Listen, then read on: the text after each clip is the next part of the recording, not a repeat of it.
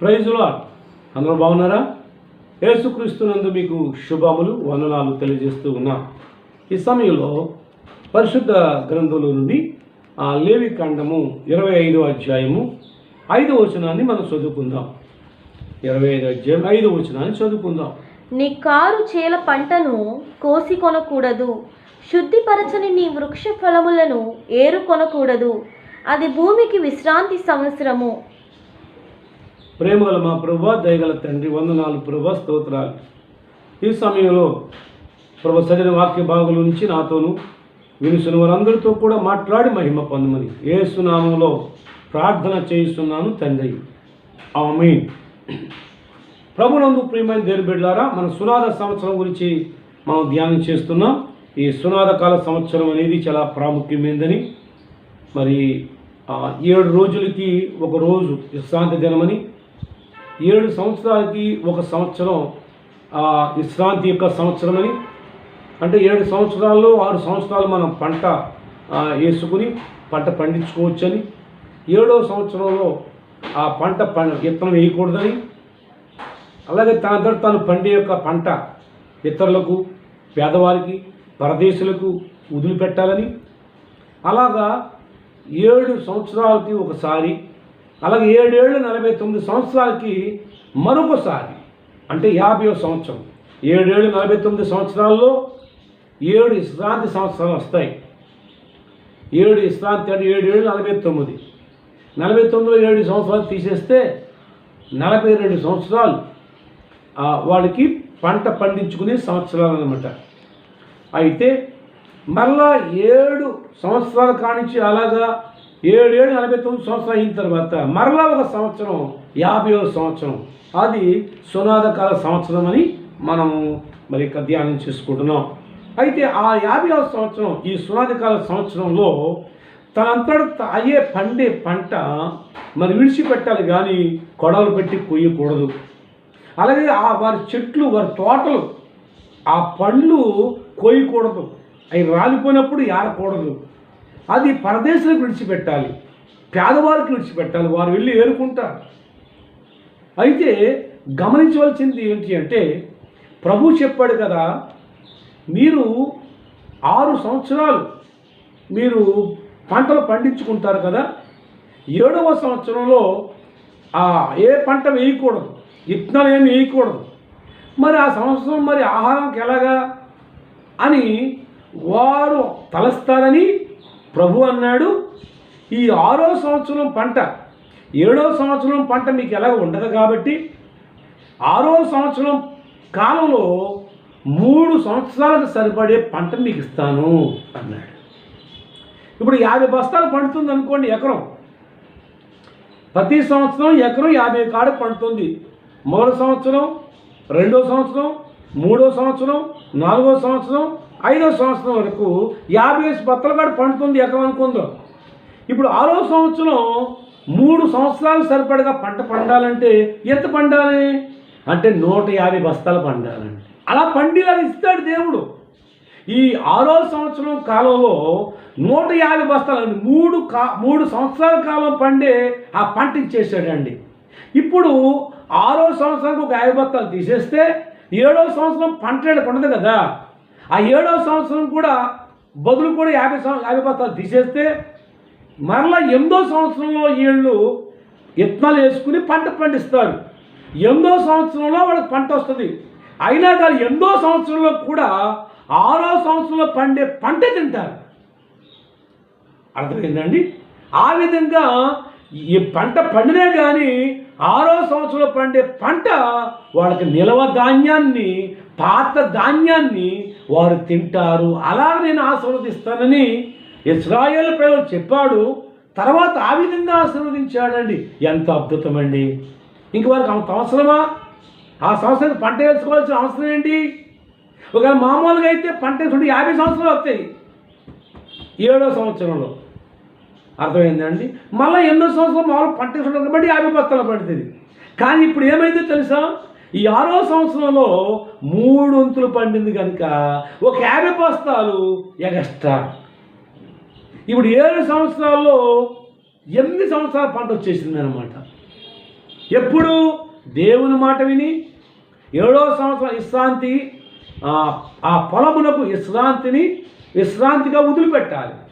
మనిషికి ఎలాగైతే 6 రోజులు కష్టపడి 7వ రోజున సెలవు అంటే విశ్రాంతి ఎలాగైతే ఇవ్వబడుతుందో, దేవుడు 6 రోజులు కష్టపడి పనిచేసే సమస్తాన్ని సృష్టించి 7వ రోజున విశ్రాంతి తీసుకున్నాడో, అలాగే పనిచేసే వారికి కూడా 6 రోజులు కష్టపడి పనిచేసిన తర్వాత 7వ రోజు విశ్రాంతి దినం, ఆ రోజు పరిశుద్ధంగా మరి వారు ఏర్పరచుకుని దేవుని సన్నిధికి పోవాలి. దేవుని సన్నిధిలో దేవుణ్ణి ఆరాధించాలి. ఆ దేవునితో సహవాసాన్ని పొందుకోవాలి. తద్వారా వారి 6 రోజులు కూడా కష్టపడే ఆ కష్టార్జితమంతా కూడా ఆశీర్వాదకరంగా, వారి పిల్లలకు ఆస్తి సమకూడబడటమే కాదు, వారి పిల్లలకు కూడా వారి కష్టపడి సంపాదించిన 6 రోజులు సంపాదించినటి ఆ కష్టార్జితమును దేవుడు బహుగా దీవించి ఆశీర్వదిస్తాడని బైబిల్ గ్రంథం చెప్తుంది. ఎందుకునంటే మనుషుడు ఎంతో కష్టపడతాడు, కష్టపడి సంపాదించుకుంటాడు, కష్టపడి పని చేసుకుంటాడు, మంచిదే. అయితే దేవుని మాట వినటం వల్ల కలిగే గొప్ప ఆశీర్వాదం, ఆ ఆశీర్వాదం గురించి ఏం రాయబడుతుందంటే బైబిల్ గ్రంథంలో, యెహోవా ఆశీర్వాదము ఐశ్వర్యమునిచ్చును, నరుడు కష్టము చేత దాన్ని ఎక్కువ చేసుకోలేరు అనుంది. అంటే నరుడు కష్టం ద్వారా సంపాదించిన దానికంటే యెహోవా ద్వారా దేవుని ఆశీర్వాదం ద్వారా కలిగే ఆశీర్వాదం చాలా చాలా గొప్పదన్నమాట. అట్టి ఆశీర్వాదం దేవుడు మన కొరకు సిద్ధపరిచాడు. ఆ ఆశీర్వాదం పొందుకోవాలంటే దేవుని మాట వినాలి. 6 రోజులు కష్టపడు 7వ రోజు దేవుని సన్నిధికి వెళ్ళాలి, దేవుణ్ణి ఆరాధించాలి. అవును ప్రభునందు ప్రియమైన దేవుడు, ఇప్పుడైతే కరోనా వల్ల ప్రభుత్వం అంగీకరించినా కానీ కొన్నిసార్లు ఆ పరిస్థితులు బాగోక ఆరాధన చేస్తున్నాం. కానీ ఒక్క విషయాన్ని ఆలోచన చేయండి, ఈ కరోనా వల్ల మనం ఏదైనా మనము ఆపుకున్నామా? ఏది ఆపుకోలేదు. మన యొక్క జాబులు చేసుకుంటున్నాం, మన వ్యాపారాలు చేసుకుంటున్నాం, మన పనులు చేసుకుంటున్నాం, మనం సంతలు చేసుకుంటున్నాం, అవునండి, అన్ని రకాల పనులు చేసుకుంటున్నాం. ఏదో జాగ్రత్తలు తీసుకుని చేసుకోవాలి కదా, తప్పదు కదా. కరోనా అని చెప్పి ఇంట్లో కూర్చుంటే ఎలా అని ఎవరికి వారే అన్ని రకాల రంగాల్లో కూడా కొంతకాలం ఆ లాక్డౌన్లో ఉన్నప్పటికీ, తర్వాత ప్రభుత్వ లాక్డౌన్ కొంచెం మరి సడలించిన తర్వాత ప్రతి ఒక్కరూ కూడా వారు పనులు చేసుకుని ఏదో తమ కుటుంబాలను పోషించుకుంటున్నారు. అందుకొరకు అన్ని రకాలుగా అన్ని రంగాల వారు కూడా ఎవరి ప్రయత్నాలు వారు చేసుకుంటూ మరి ముందుకు సాగుతున్నారు. మరి అన్నీ కూడా చేసుకుంటున్నాం. మరి ఇప్పుడు దేవుని సన్నిధికి రావటానికి మనం మరి లాక్డౌన్ అంటాం ఎంతవరకు మంచిది? అది మంచిది కాదు కదా. కాబట్టి మనం జాబ్లోకి వెళ్ళాం లాక్డౌన్లోనే. ఇప్పుడు లాక్డౌన్ అంటే ఈ కరోనాలోనే, ఎందుకంటే వెళ్ళాలి, మన కుటుంబం పోషించుకోవాలి కదా. అయితే ఒకప్పుడు మనం ఆగాం, ఇప్పుడైతే కొంచెం సడలించారు కదా, ప్రభుత్వం వారు మనకు అనుమతించారు కదా ఆరాధనకి. మరలా అలాగే కూర్చోకూడదు, అన్ని పనుల్లోనూ కరోనా లెక్క చేయడం లేదు. కానీ దేవుని సన్నిధికి వచ్చేటప్పుడు కరోనా అని చెప్పేసి అనుకుంటున్నాం. అది మరి మనం ఆలోచించేయాలి. కాబట్టి దీన్ని కూడా మనం అధిగమించి ముందుకు రావాలి. మన జాగ్రత్తలు మనం తీసుకుంటూ మన పనులు ఎలా చేసుకుంటున్నామో ప్రభువుని ఆరాధించడంలో కూడా ఆ శక్తిని కలిగి ప్రభువు ప్రతి కీడుని తప్పిస్తాడు. మనం దేవుని సన్నిధికి రావద్దా? వెళ్ళాలి, దేవుని సన్నిధికి వెళ్ళాలి. ఏమండి, మరి దేవుని సన్నిధికి వెళితే మరి ఇక కరోనాని భయపడితే ఎలా? ఎందుకంటే గమనించండి, ప్రభు అనుమతి ఇవ్వకపోతే అది వేరే విషయం. అనుమతించిన తర్వాత మరి నువ్వు జాగ్రత్త తీసుకుని నీ కుటుంబం కొరకు నువ్వు బయటకు వెళ్తలేదా? నువ్వు కిరాణా సరుకులు తెచ్చుకుంటలేదా? సంత సరుకులు తెచ్చుకుంటలేదా? నువ్వు ఎన్ని పనులు చక్కబెట్టుకుంటలేదు బయటికి వెళ్ళి? కనీసం వారానికి 2 గంటలు దేవుని సన్నిధిలో జాగ్రత్తగా వెళ్ళి కూర్చొని ఏం చేయకుండా ఆ మాటలు విని ప్రభువుని ఆరాధించి ఆశీర్వాదం పొందుకొని రావటం అనేది అంతకంటే తేలికే కదా. ఇది వారానికి ఒకసారే కదా. కాబట్టి భయపడకండి ప్రియ సహోదరులారా, భయపడవద్దు. అవును, ఎందుకంటే ప్రార్థన చేయండి, ప్రభు మీద ఆనుకోండి, ధైర్యంగా ఉండండి. మనలో ఉండడానికి ఏ భయము మనము మరి భయానికి లోబడకూడదు, ఏ భయానికి అవకాశం ఇవ్వకూడదు. కాబట్టి ధైర్యం కలిగి ఉండండి. అవునండి, మరి ఎక్కడి నుంచో మేము ఊళ్ళు దాటి మేము వస్తున్నాం కదా. కాబట్టి అలాంటి ధైర్యం లేకపోతే మరి ముందుకు రాగలమా? ఒకే ఒక్క వారం లాక్డౌన్ వల్ల ఎక్కడికక్కడే మరి గేట్లు వేసేసి ఎల్లవట్లేదు ఎల్లవరంట అని చెప్పి అంటం మీద ఈ నెలలో మొదటి ఆదివారం మేము ఇంట్లో చేసుకున్నాం ఆరాధన అన్ని చోట్ల ఆపేసి. కానీ కొంతమంది మరి సంఘస్థులు వాళ్ళు అన్నారు, మీరు రాలేకపోతే పర్లేదండి, మేము ఆరాధన చేసుకుంటే వాళ్ళు మారలేదండి. అలాంటి ధైర్యం ప్రతి ఒక్కరికి ఉండాలి, ప్రతి సంఘంలోనూ ఉండాలి. అవునండి, ప్రతి ఒక్కరు కూడా నిలబడాలి, అధైర్యపడవద్దు, ధైర్యంగా ఉండండి. అవును, సరే, ఓకే.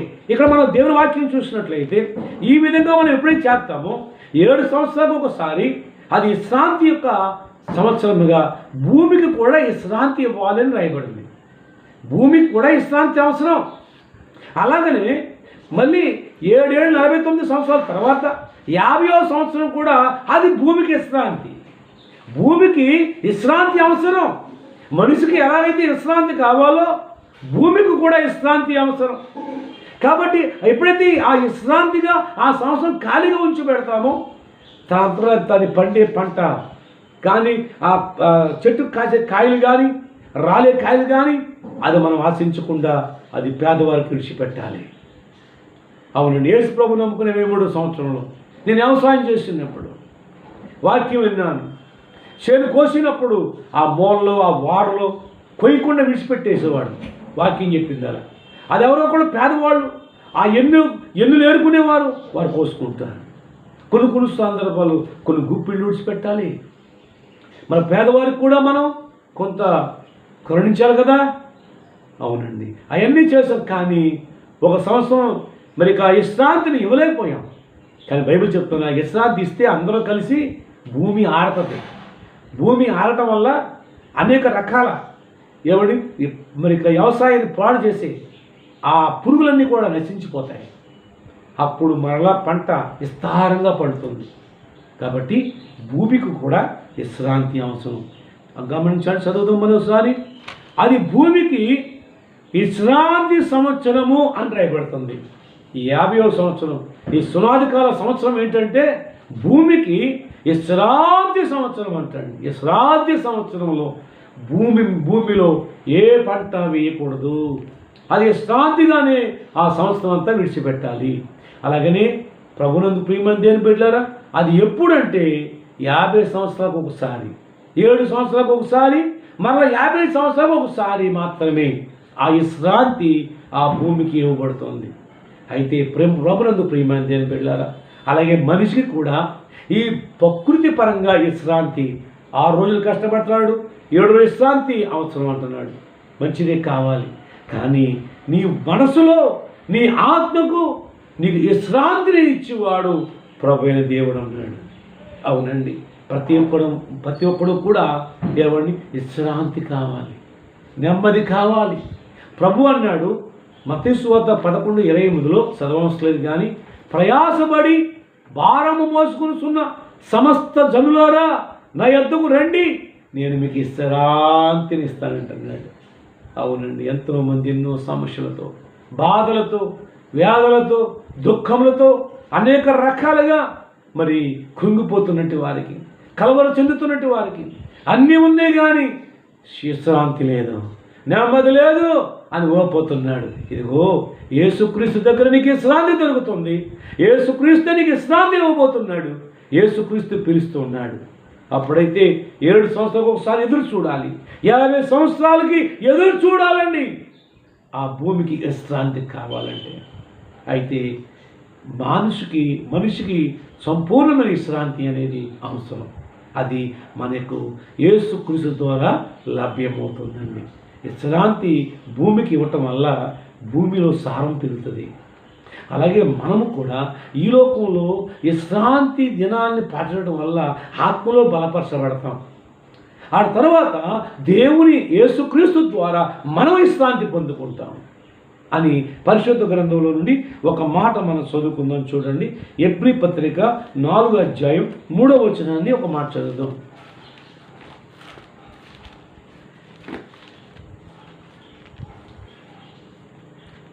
కాగా జగత్పునాది వేయబడినప్పుడే ఆయన కార్యములన్నీ సంపూర్తి అయి ఉన్నను ఈ విశ్రాంతిని గూర్చి నేను కోపముతో ప్రమాణము చేసినట్టు వారు నా విశ్రాంతిలో ప్రవేశింపరు అని ఆయన చెప్పిన మాట అనుసరించి విశ్వాసులమైన మనము ఆ విశ్రాంతిలో ప్రవేశించుచున్నాము. సరిపోతుంది.